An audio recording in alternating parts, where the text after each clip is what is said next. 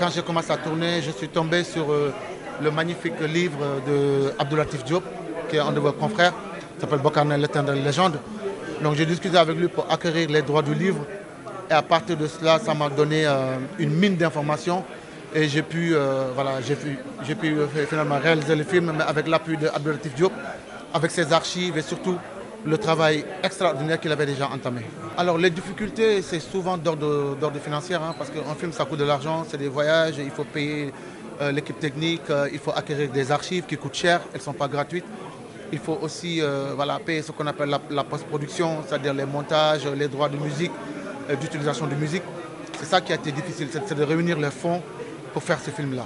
Oui, la réalisation, je voulais d'abord que Bokande, qui était entre guillemets presque tombé dans l'oubli, je voulais le réhabiliter déjà, je voulais que les gens se rappellent de lui. Mais pas que de Bokande, vous l'avez vu dans le film, des gens qui ont joué avec lui sont entre guillemets un tout petit peu tombés dans l'oubli. Roger Mendy, moi je ne le vois plus nulle part. Omar Gueysen, pareil, je ne sais même pas ça fait combien d'années il n'a pas fait d'interview. Les Amadou Diop Bandé, je voudrais que les Sénégalais comprennent que la conquête de cette première étoile, ça a été un long processus. Et Bokande et la génération 86 ont joué un rôle extraordinaire dans cette conquête-là. C'est-à-dire que le film a un impact. Même pour les Lions, c'est important pour eux, il peut les stimuler, comme vous l'avez si bien dit tout à l'heure.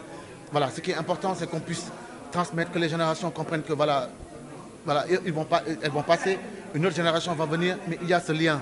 En France, ils ont gardé le lien entre la génération 98 et celle qui a remporté la Coupe du Monde en 2018 avec Didier Deschamps. C'est ce que je voulais montrer. C'est pourquoi je remercie Aliou Cissé, il a compris.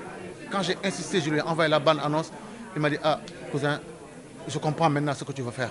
Donc moi je serai là, il m'a accordé une interview au Portugal. Mais malheureusement, comme je dis, le reggae, c'est juste avant le penalty de Sadio, de ne pas entendre sa voix, lui, commenter, quoi. Il n'allait pas apparaître à l'écran.